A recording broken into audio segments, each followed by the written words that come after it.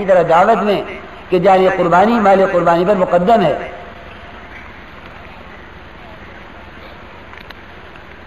اس راستے میں ہر مال کے خرچ اور اللہ کے ہر ذکر و تسبیح، ہر نماز کا ثواب 7 لاکھ گنا بڑھ جاتا ہے. اس راستے میں محنت کرنے والوں کی دعائیں، اس راستے میں محنت کرنے والوں کی دعائیں بنی اسرائیل کے انبیاء علیہ السلام کی دعاؤں کی طرح قبول ہوتی ہیں. سنو دھیان سے دوبارہ، اس راستے میں محنت کرنے والوں کی دعائیں بنی اسرائیل کے انبیاء علیہ السلام کی دعاؤں کی طرح قبول ہوتی ہیں. یعنی جس طرح ان کی دعاؤں پر اللہ جل شانہ نے ظاہر کے خلاف اپنی قدرت کو استعمال فرما کر ان کو کامیاب فرمایا ہے اور باطل خاکوں کو توڑ دیا، اسی طرح اس محنت کے کرنے والوں کی دعاؤں پر اللہ جل شانہ ظاہر کے خلاف اپنی قدرت کے مظاہرے فرمائیں گے. اور اگر عالمی بنیاد پر محنت کی گئی تو تمام اہل عالم کے قلوب ان کی محنت کے اثر سے، تمام اہل عالم کے قلوب میں ان کی محنت کے اثر سے تبدیلیاں لائیں گے. دین کے دوسرے اعمال کی طرح ہمیں یہ محنت بھی کرنی نہیں آتی، دوسروں کو اس محنت کے لیے آمادہ کرنا ہے. اب یہ کیونکہ 6 نمبر ہے، اس میں وہی 3 کام جو شروع سے عرض کرتا ہوا آ رہا ہوں. دوسروں کو اس محنت کے لیے آمادہ کرنا ہے، اس کی اہمیت اور قیمت بتانی ہے، انبیاء اور صحابہ رضی اللہ عنہم کے واقعات سنانے ہیں. یہ تو دعوت ہو گئی، 6 نمبر کی دعوت. دوسرا کام کیا ہے؟ اپنے آپ کو قربانی کی شکلوں، ہجرت اور نصرت والے اعمال میں لگانا ہے. کس طرح مشق کرنی ہے اس راہ میں نکلنے کی؟ دیکھو بھائی، بات یہ ہے، سال کے چلے کا فلاں مہینہ، مہینے کے 3 دن کا فلاں ہفتہ، ہفتے کے 2 گشتوں کے فلاں دن. دیکھو یہ تو معمول ہے، ایک مشق ہے. مشق اس کو کہتے ہیں کہ تقاضوں پر قدم اٹھانے کی، تقاضوں پر قدم اٹھانے کی فکر کی جائے، یہ مشق ہے. اس مشق کے بعد وہ استعداد پیدا ہوگی کہ اس کو جب جہاں سے چاہو اٹھا لو کام کے لیے. چاہو تم دکان سے مجھے لے لو، چاہو مکان سے لے لو، چاہو کارخانے سے لے لو، چاہو سردی میں لے لو، چاہو گرمی میں لے لو، چاہو گھر میں بیماری کے وقت لے لو، چاہے گھر میں خوشی میں غم میں لے لو. جس وقت جہاں کا جو تقاضا ہو اس وقت مجھے بتلا دو، میں اس تقاضے کے لیے تیار ہوں. میرے دوستوں اور بزرگوں، اصل میں ہم چل رہے ہیں معمول پر، ابھی ہم مشق سے نہیں گزرے. مشق کیا ہے؟ مشق یہ ہے کہ جب دعوت کے تقاضوں کے ساتھ ہمارے اپنے ذاتی تقاضے ٹکراویں، اس وقت اپنے تقاضوں کو چھوڑ کر اللہ کے راہ میں نکلنے کی مشق کرو. اس وقت اللہ کے راہ میں نکلنے کی مشق کرو، اپنے تقاضوں کو دبا دبا کر. یہ مشق نہیں ہو رہی. ہر ایک کے اپنے نکلنے کا دن متعین، ہر ایک کے اپنے نکلنے کا مہینہ متعین. اگر کوئی بات پیش آ گئی اس سے بھی آگے پیچھے کر لیا. میرے دوستوں بزرگوں، ایک ہوتا ہے معمول، ایک ہوتی ہے مشق. معمول وہ ہے، میں نے کل رات بھی عرض کیا تھا کہ معمول قربانی نہیں بنیں گے. نماز معمول ہے، ذکر معمول ہے، تلاوت معمول ہے، روزہ معمول ہے، حج معمول ہے. اسی طرح سے روزہ معمول ہے، سال کا چلہ معمول ہے، مہینے کے 3 دن معمول ہیں، روزانہ کے 2.5 گھنٹے معمول ہیں، ہفتے کے 2 گشت معمول ہیں. ہم اس معمول پر چلتے ہوئے مشق کریں اس کی کہ اب ہم تقاضوں پر چلنے لگے. اس کے لیے کیا فرماتے تھے؟ اس کے لیے فرماتے ہیں کہ اب مشق یہ کرنی ہے 6 نمبر میں جو دوسرا کام ہے دعوت کے بعد، خود اپنے آپ کو قربانی کی شکلوں اور ہجرت اور نصرت والے اعمال میں لگانا ہے. صحابہ کرام رضی اللہ عنہم اجمعین ہر حال میں اللہ کی راہ میں نکلے ہیں.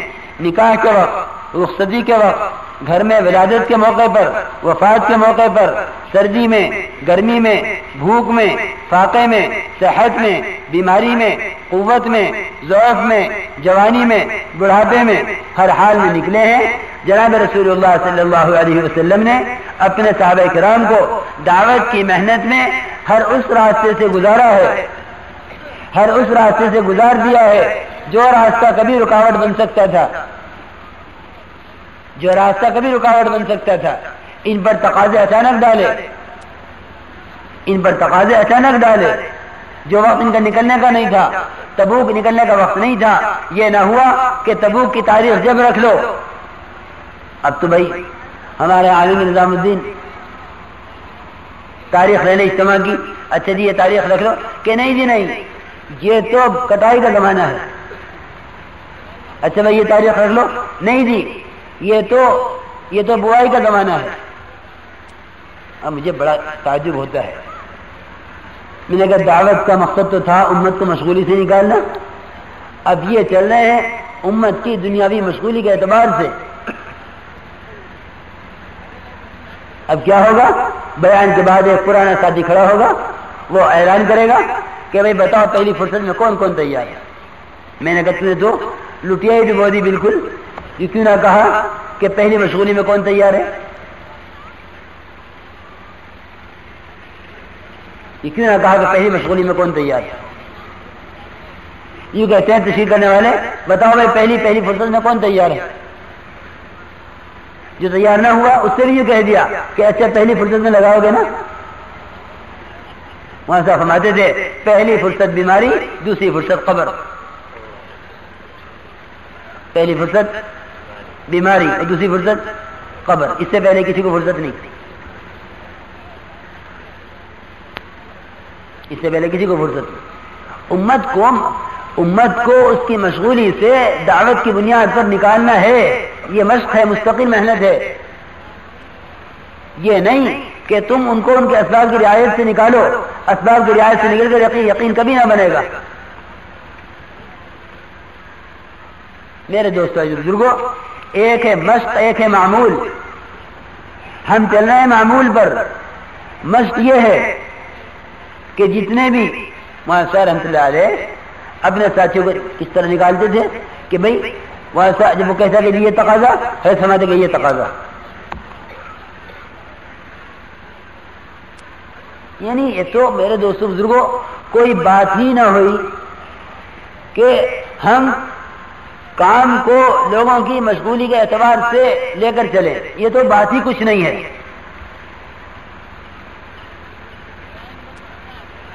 تو امت کو اعمال پر لانا ہے یا یقین پر لانا ہے؟ ذرا یہ تو فیصلہ کرو پہلے۔ یقین پر لانا ہے تو اسباب سے مقابلہ ہوگا، اعمال پر لانا ہے اب یہ کہہ دیا جاتا ہے اگر بارش زیادہ ہو رہی ہے تو کوئی حرج نہیں، اس کو رخصت ہے کہ نماز پڑھ لے گھر میں۔ یاد رکھو اعمال میں رخصت ملے گی لیکن دعوت میں رخصت نہیں ملے گی۔ صحابہ کرام کو کسی موقع پر یوں نہ کہا کہ چلو نکلنے کا موقع نہیں ہے اب نہ نکلو، کسی موقع پر یہ نہیں ہوا۔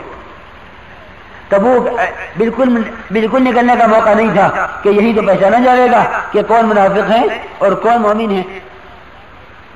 چھٹائی تو مشق پر ہی ہوتی ہے۔ بات یہ ہے کہ اب معمول سے مشق پر آ جاؤ۔ پھر کیا کرنا ہے اس مشق کے بعد؟ رو رو کر اللہ تعالی سے مانگنا ہے کہ اے اللہ میں نے اس وقت جو مشق کر کے قدم اٹھا لیا ہے، اے اللہ تو اس قدم اٹھانے پر مجھے انبیاء علیہم الصلوۃ والسلام والی عالی محنت کے لیے قبول فرما لے۔ بس اب آگے راستہ ہے کام کرنے کا۔ میں نے ہر نمبر کے ساتھ 3 کام عرض کر دیے۔ اس کی دعوت، اس کے لیے مشق، اس کی دعا۔ اس کی دعوت، اس کی مشق، اس کی دعا۔ کلمے کی دعوت، کلمے کی مشق، کلمے کی دعا، کلمے کی حقیقت کو حاصل کرنے کی اللہ سے مانگنے کی دعائیں۔ نماز کی دعوت، نماز پر مشق، نماز کی حقیقت کو مانگنے کے لیے دعائیں۔ علم کی دعوت، علم کی مشق، ذکر کی دعوت، ذکر کی مشق، اور اللہ تعالیٰ سے رو رو کر ان کی حقیقت کو مانگنا، اکرام کی دعوت، اکرام پر مشق خدمت کے ذریعے سے، اور رو رو کر اللہ تعالیٰ سے حضور اکرم صلی اللہ علیہ وسلم کے اعلیٰ اخلاق کی توفیق کو مانگنا۔ اسی طرح اخلاص کی دعوت، اپنی ذات سے اخلاص پر مشق، اور رو رو کر اللہ تعالیٰ سے ہر عمل کو اللہ کے لیے ہونے کی قوت، استعداد کو اور اخلاص کی حقیقت کو مانگنا۔ اسی طرح دین کی محنت کی دعوت اور دین کی محنت کی اپنے تقاضوں کو دبا کر دعوت کے تقاضوں کو پورا کرنے کی مشق، اور رو رو کر اللہ تعالیٰ سے انبیاء علیہ السلام کی اس اعلیٰ قربانی والی محنت کو اللہ سے مانگنا۔ ان چیزوں سے، اب آگے سنو، ان چیزوں سے مناسبت پیدا کرنے کے لیے ہر شخص سے خواہ وہ کسی شعبے سے متعلق ہو 4 ماہ کا مطالبہ کیا جاتا ہے۔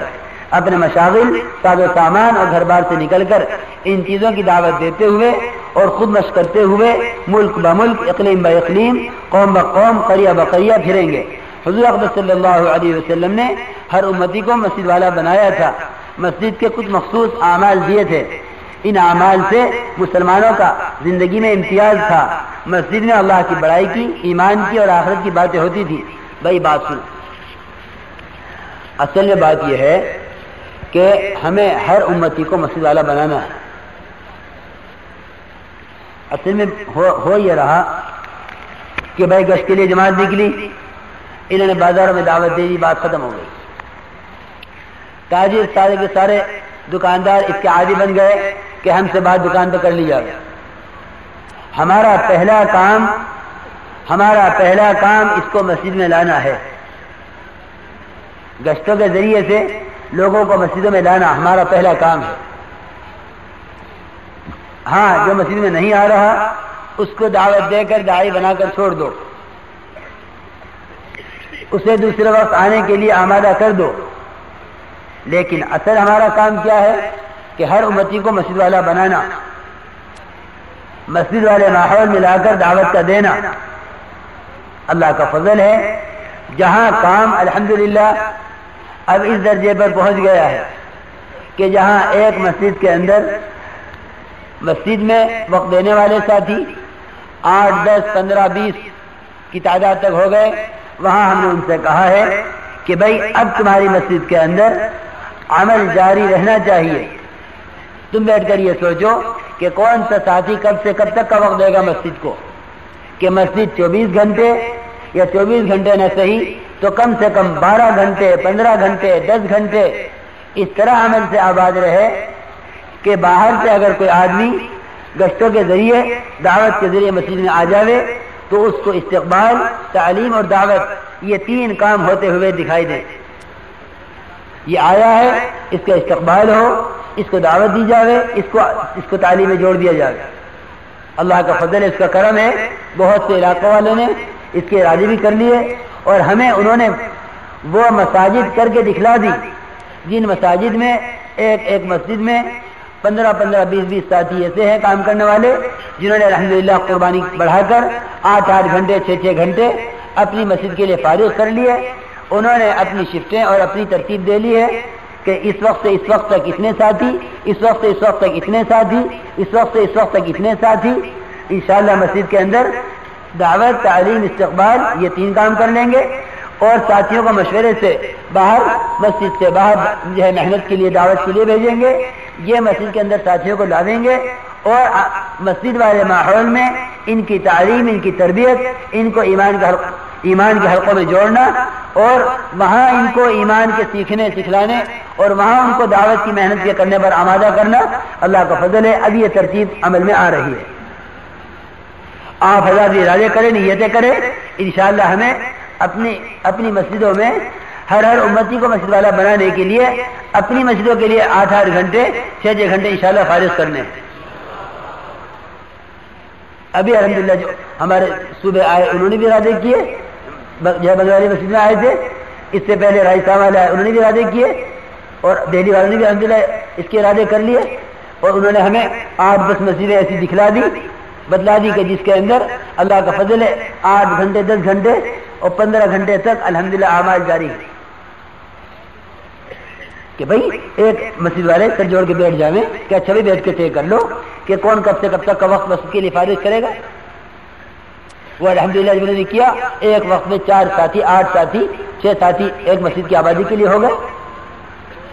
اس میں سے باری باری وہ ساتھی اندر جو ہے تعلیم کے حلقوں میں بھی جڑتے ہیں اور باہر محنت بھی کرتے ہیں اور باہر فضا بنا رہے ہیں اس کی کہ بازار والے جو ہے مسجد میں جڑے. ورنہ اب تو مزاج یہ بنتا جا رہا ہے لوگوں کا کہ بھائی ان سے ان کی دکان میں بات کر لو، یہ اپنا کام کرتے رہے، تم اپنی بات کرتے رہو.